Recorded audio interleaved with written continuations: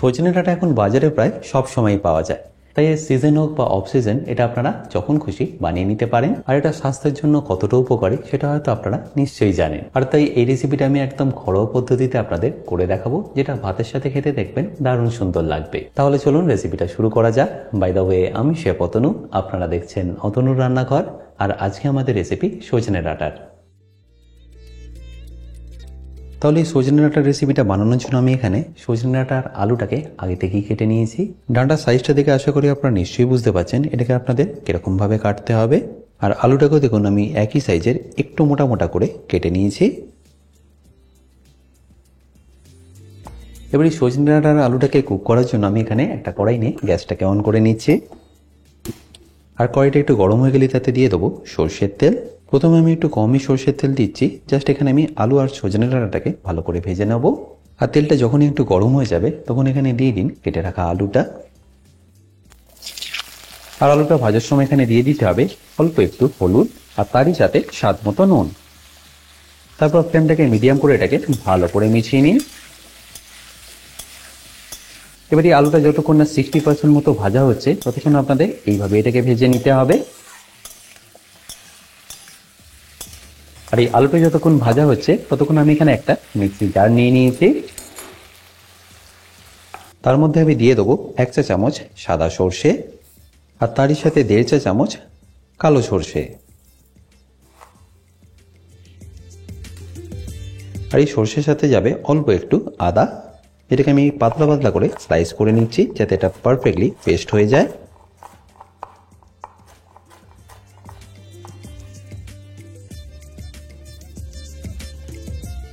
আর এই আদার পরে দিয়ে দেবো কাঁচা লঙ্কা ঝালের জন্য। আর তারপর অল্প একটু জল দিয়ে এটাকে স্মুথ পেস্ট বানিয়ে নিন। আর এপাশে দেখুন আলুটা এতক্ষণে প্রায় 30% মতো কিন্তু ভাজা হয়ে গেছে।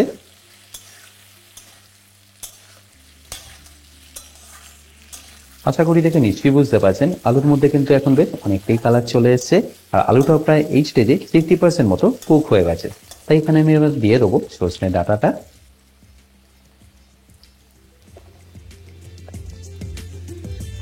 তারপর এটাকে আমি আলুর সাথে ভালো করে একটু ভেজে নেব। মোটামুটি 2 থেকে 3 মিনিট আপনাদের এইভাবে এটাকে আলুর সাথে ভালো করে ভেজে নিতে হবে। 2 থেকে 3 মিনিট পরে দেখুন আলু আর ডাঁটা কিন্তু এখন পারফেক্টলি ভাজা হয়ে গেছে। এবার এটাকে আমি তুলে নেব।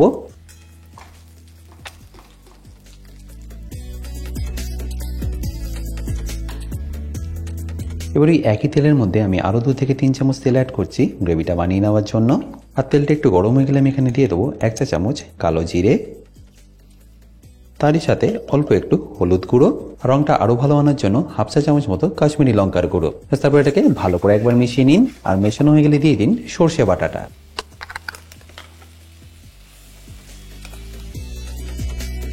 তারপর এটাকে ভালো করে একবার মিশিয়ে নিন।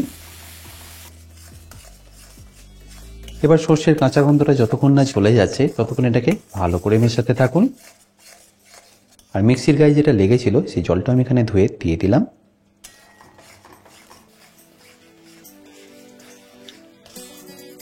1 থেকে 1.5 মিনিটের মধ্যেই দেখবেন এর থেকে কিন্তু তেলটা ছাড়া শুরু করবে। আচ্ছা, এখানে আপনাদের একটা ছোট টিপস দিয়ে রাখি। অনেক সময় কি হয়, সর্ষেটা বাটার সময় হালকা একটু তেতো হয়ে যায় মিক্সিতে বাটলে। সেটা অ্যাভয়েড করার জন্য আপনারা চাইলে অল্প এখানে 2 থেকে 3টে আপনারা কাজু ব্যবহার করতে পারেন। তাহলে দেখবেন সর্ষেটা তেতো হবে না। এবার আশা করি নিশ্চয়ই দেখতে পাচ্ছেন তেলটা কিন্তু অলরেডি ছাড়া শুরু করেছে। তাই এই স্টেজে আমি এখানে দিয়ে দেবো টমেটো বাটা। আমি এখানে 3টে টমেটোকে ভালো করে বেটে ব্যবহার করলাম। আর টমেটোটা দেওয়ার পরে এই স্টেজে আপনাদের দিয়ে দিতে হবে স্বাদ মতো নুন। আর তারপর ততক্ষণ মেশাতে হবে যতক্ষণ না টমেটোর কাঁচা গন্ধটা একদম চলে যাচ্ছে। লঙ্কা গুঁড়ো আর হলুদটা তেলে দেওয়ার কারণে দেখুন কালারটা কতটা সুন্দর এসছে। এবার ফ্লেমটাকে মিডিয়াম টু লো রেখে এটাকে আপনাদের কুক করে নিতে হবে 5 থেকে 7 মিনিটের জন্য। এই স্টেজে চাইলে আপনারা এটাকে ঢাকা দিয়েও কিন্তু কুক করে নিতে পারেন। টমেটোর মধ্যে যতক্ষণ ময়েশ্চারটা থাকবে ততক্ষণ কিন্তু এটা এইভাবেই ছেটকাবে। তাই এটাকে আমি ঢাকা দিয়ে কুক করে নিচ্ছি এই স্টেজে। আর তারপর যখনই দেখবেন এটা পারফেক্টলি কুক হয়ে যাবে তখন কিন্তু আর এটা ছেটকাবে না। আর পারলে মাঝে একবার কিন্তু এটাকে তুলে নিয়ে ভালো করে মিশিয়ে নেবেন যাতে এটা নিচে লেগে না যায়।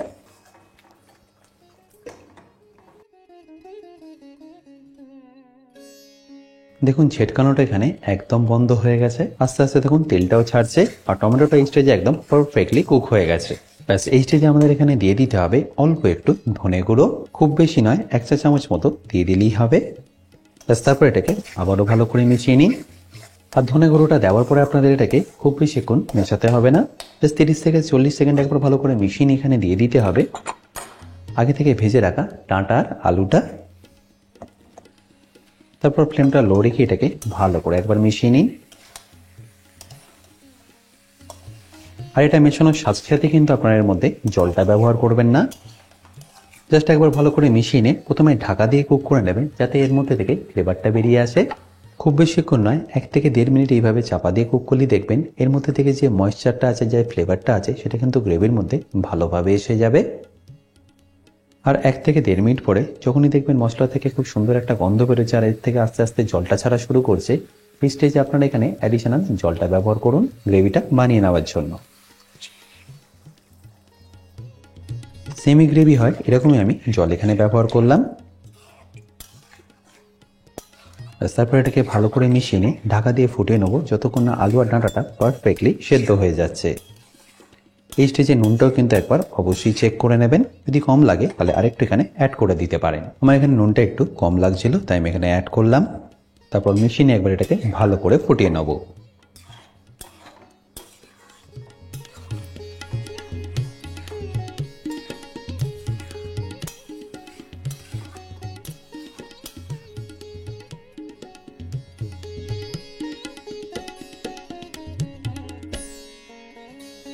আমি আপনাদের একবার মাঝে ঢাকনাটাও খুলে দেখাচ্ছি, দেখুন কি সুন্দরভাবে তেলটাও ছেড়ে দিয়েছে। আশা করি নিশ্চয়ই বুঝতে পারছেন।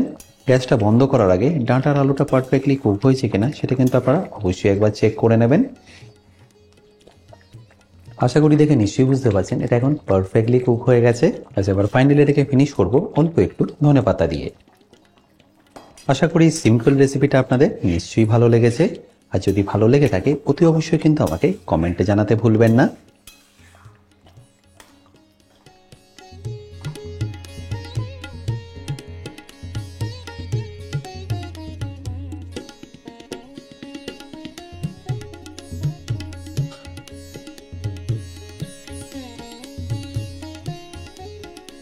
বাই দ্য ওয়ে, আমি শেফ অতনু, আপনারা দেখছিলেন অতনুর রান্নাঘর। দেখা হচ্ছে আপনাদের সাথে আর একটা নতুন রেসিপি নিয়ে নেক্সট এপিসোডে। ভালো থাকবেন, সুস্থ থাকবেন।